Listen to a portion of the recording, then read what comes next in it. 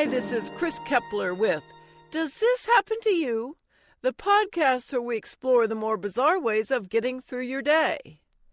And this week, we have a giggle to brighten your holiday from Meg, who you'll find on medium.com. And here is, Oh, Bring Us Some Figgy Pudding.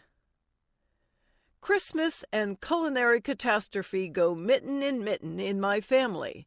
There was the time my father's boss, like Scrooge after his epiphany, gifted us with a goose, one he'd shot. We spent Christmas dinner picking lead pellets out of our teeth.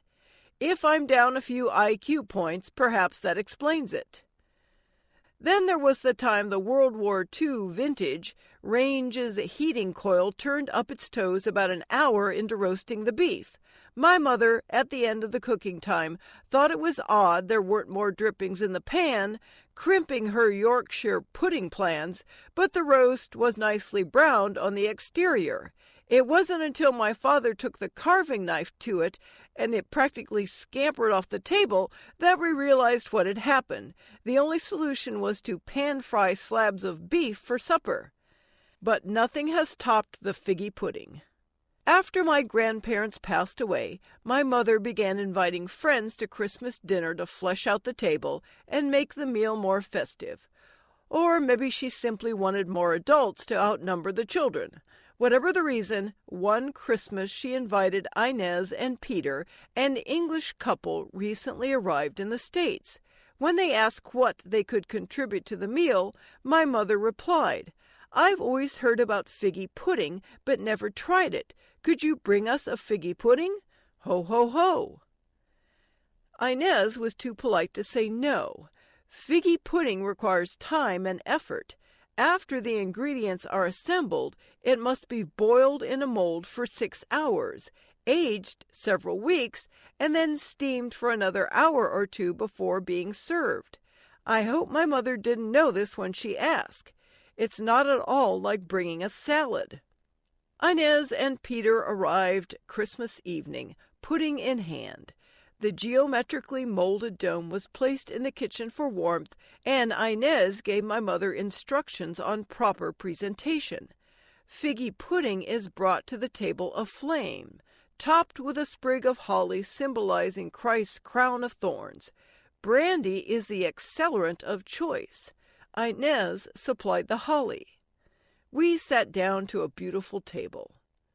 My mother pulls out all the stops for Christmas. Crystal, china, and silver come off the shelves. Cotton snow cushions a miniature village and mere pond, complete with tiny skaters on the sideboard. And the table is festooned with sprays of evergreen, pine cones, and Christmas balls. The greenery, having been collected days before, is usually a tad dry by the time Christmas dinner rolls around.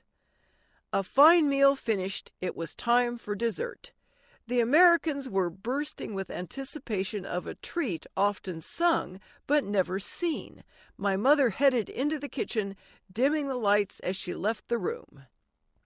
She reappeared bearing a shallow, silver-footed tray crowned by the magnificent flaming pudding.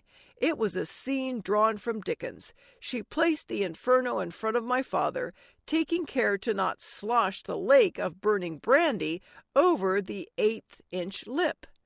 We applauded. The pudding flamed. Then it flamed some more. Its resolve to bring light to the darkness showed no signs of diminishing.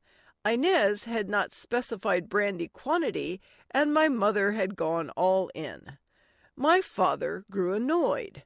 Enough was enough. He decided to blow it out. Such a large fire requires a mighty puff, and he let loose with a blast.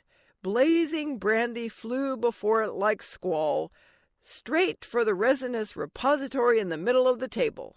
The centerpiece caught fire. Everyone leapt to their feet.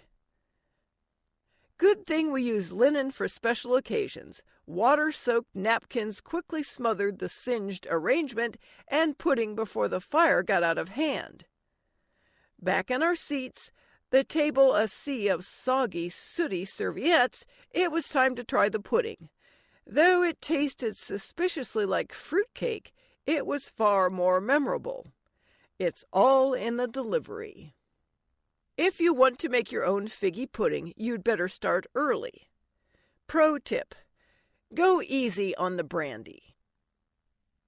Thanks so much for listening. If you like this story or my podcast, please share and let me know. You'll find me on Twitter at ChrisKKArya, Pinterest, Facebook, and LinkedIn. Remember, it's Chris with a K. I'm always looking for fun stories to narrate, so if you're an author or writer with a story which fits the "Does This Happen to You" theme, please contact me or comment on my Podbean page. And if you want to hear multiple stories like this multiple times per week, please become my podcast patron. Just click the link on my Podbean page.